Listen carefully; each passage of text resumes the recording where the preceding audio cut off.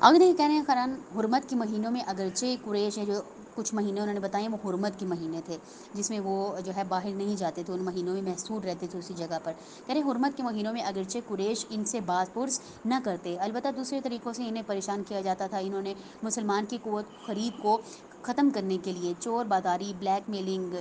Black marketing کا دھندا شروع کر دیا. کبھی کبھی تو وہ دکانداروں اور چیزیں بیچنے والوں کو سختی کے ساتھ یہ تنبیہ کرتے تھے کہ وہ مسلمانوں کے ہاتھ کوئی چیز فروخت نہ کریں. امیر المومنین حضرت امام علیہ السلام حرمت کے 4 مہینوں کے علاوہ بھی کبھی کبھی چھپ کر مکہ جاتے اور وہاں سے کھانے کا سامان جمع کر کے شب ابو طالب میں لے آتے. حضرت ابو طالب کو رسول خدا کی فکر ہر وقت دامنگیر رہتی تھی کیونکہ انہیں اپنے بھتیجے کی جان کا خطرہ تھا. چنانچہ وہ شب ابو طالب کے بعد بلند مقامات پر پہرہ دار مقرر کرنے کے علاوہ پیغمبر کو اپنے بستر پر سلاتے، اور جب سب سو جاتے تو وہ اپنے فرزند امام علیہ السلام کو رسول خدا کے بستر پر سونے کے لیے کہتے اور رسول خدا سے کہتے کہ آپ دوسرے بستر پر سو جائیں. محاصرے کا خاتمہ. اب یہ جو محاصرہ کیا ہوا تھا وہ اس کا خاتمہ ہو گیا، ختم ہو گیا سب. تو پھر کہہ رہے ہیں کہ 3 سال تک سخت رنج و تکلیف برداشت کرنے کے بعد بالآخر امداد غیبی یعنی اللہ تعالیٰ کی طرف سے امداد ہوئی، مسلمانوں کی شامل حال ہوئی، اور جبرائیل امین علیہ السلام نے پیغمبر اکرم کو یہ خوشخبری دی کہ خداوند متعال نے دیمک کو اس عہد نامے پر مسلط کر دیا. یعنی ایک دیمک ایک چھوٹا سا کیڑا سا ہوتا ہے، اس نے اس عہد نامے کو جو ہے وہ ختم کر دیا، کھا لیا، جس نے پوری تحریر کو چاٹ لیا اور صرف اس پر بسمک اللہم لکھا رہ گیا. رسول خدا صلی اللہ علیہ وسلم نے اس واقعے کی اطلاع اپنے چچا کو دی. یہ سن کر حضرت ابو طالب علیہ السلام قریش کے مجمع عام میں تشریف لے گئے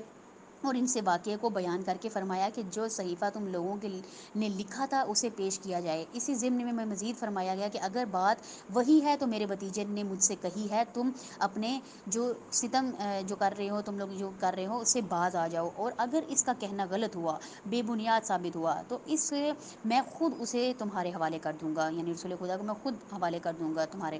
حضرت ابو طالب علیہ السلام نے فرمایا. قریش کو حضرت ابو طالب کی یہ تجویز پسند آئی، چنانچہ جب انہوں نے اس صحیفے کی مہر کو توڑا تو بات وہی صحیح ثابت ہوئی جب رسول خدا نے فرمائی تھی، کیونکہ اس دیمک نے چاٹ لیا تھا اور یہ رسول خدا پر اللہ تعالیٰ کی طرف سے جو ہے وہ وہی نازل ہوئی تھی اور ان کو پتہ چل گیا تھا، جبکہ ان لوگوں کو نہیں پتہ تھا کیونکہ اب وہ تو رسول ہیں. کہ قریش نے جب صاحب فرزند ہوئے تو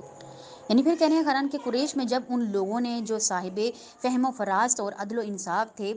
یہ معجزہ دیکھا تو انہوں نے قریش کی اس پست و کمینہ حرکت سخت مذمت کی جو انہوں نے پیغمبر اکرم اور آپ کے اصحاب کے ساتھ اختیار کر رکھی تھی، اور انہوں نے یہ مطالبہ کیا کہ عہد نامے کو صحیفے کو باطل قرار دے کر محاصرہ ختم کر دیا جائے. پھر یہ محاصرہ جو تھا وہ ختم ہو گیا تھا. آگے کہنے چنانچہ اس طرح رسول خدا اور آپ کے اصحاب 3 سال تک استقامت و پائیداری کے ساتھ سخت مصائب برداشت کرنے کے بعد بعثت کے 10ویں سال ماہ رجب کے وسط میں یعنی درمیان میں سرخرو ہو کر کامیاب ہو کر واپس مکہ چلے گئے، اور بہت سے آپ کے ساتھ جو لوگ تھے وہ مسلمان بھی ہو گئے اور اپنے اس مقصد میں رسول خدا کامیاب ہو گئے.